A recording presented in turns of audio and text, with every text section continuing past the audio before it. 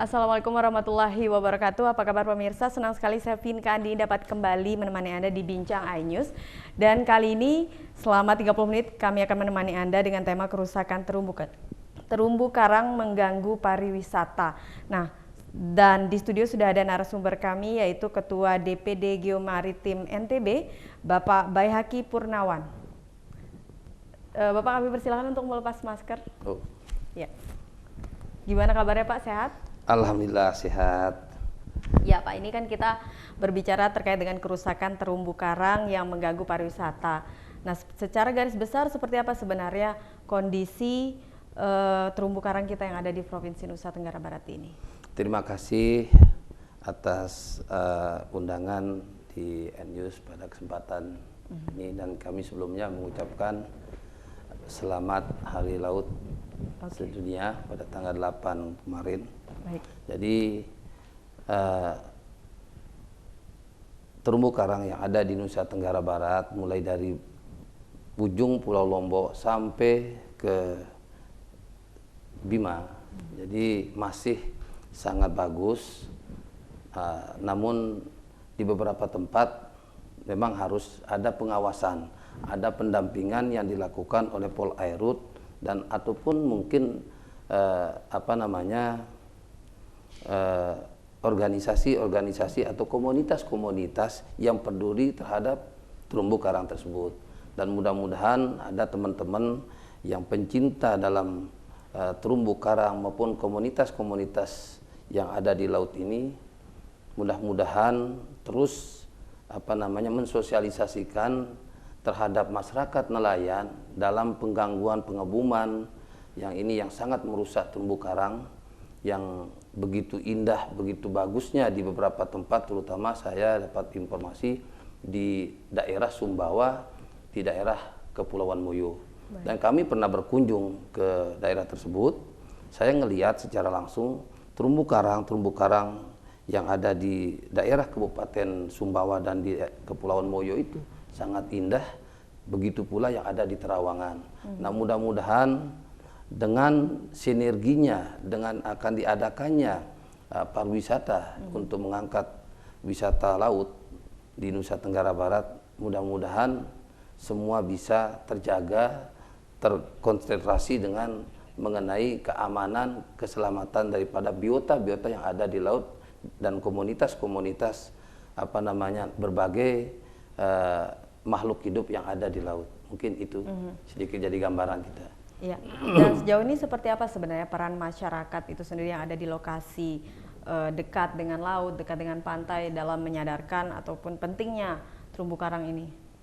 Kami dari DPD Geomaritim berapa kali mensosialisasikan karena terbentuknya sudah di kabupaten kota, baik dari kota Mataram sampai Bima ini, kita sudah memang berkonsolidasi mengenai terumbu karang.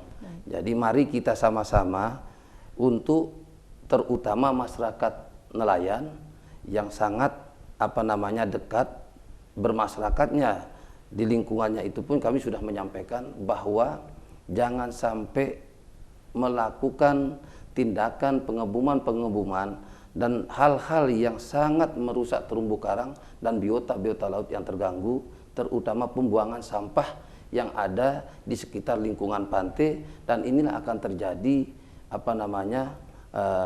yang tidak bagus dalam konsep biota-biota laut yang tidak ada kenyamanan. Dan beberapa hal limbah-limbah inilah yang harus kita sampaikan terhadap masyarakat untuk diberikan pengarahan sedikit.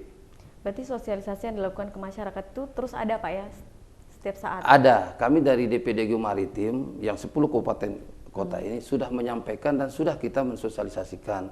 Dikala kita mengadakan sosial pemogingan di rumah nelayan, kita juga menyampaikan, dan pernah kita membagikan suatu stiker untuk cinta terhadap laut, peduli terhadap lingkungan laut dan biotanya, dan karena kitalah yang menikmati, itulah kami dari Geomaritim menyampaikan terhadap masyarakat setempat pada saat itu.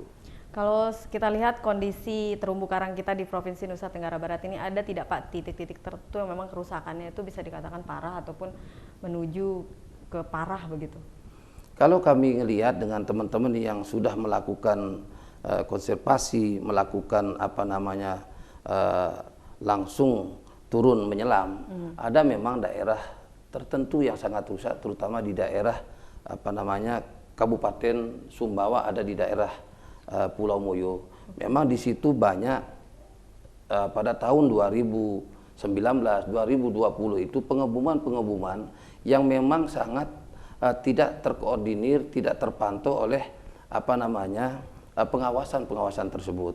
Saya rasa mungkin kalau di daerah masih Terawangan, di daerah Kabupaten Sumbawa Barat ini masih bagus, namun yang kami dapat info yang jelas daerah Kabupaten Sumbawa yang sebelahnya di daerah Solmoyo itu, karena memang ada pintu masuknya para nelayan yang dari Sulawesi, yang dari luar daripada NTB, ini kadang yang harus kita jaga dan kita awasi. Kadang kami menyampaikan di sela-sela diskusi, sekarang mungkin harus perlu Mbak, diadakannya Satgas Pengamanan untuk kelautan, terutama terumbu karang. Jadi bukan kita mengharapkan seolah-olah polisi full airboat, tidak cukup dengan itu. Mungkin nanti dibuatkan satgas atau bila perlu polisi pengaman untuk kelautan, pengawasan terumbu karang yang khusus. Karena kalau kita lihat di darat sudah ada namanya polisi, udah ada namanya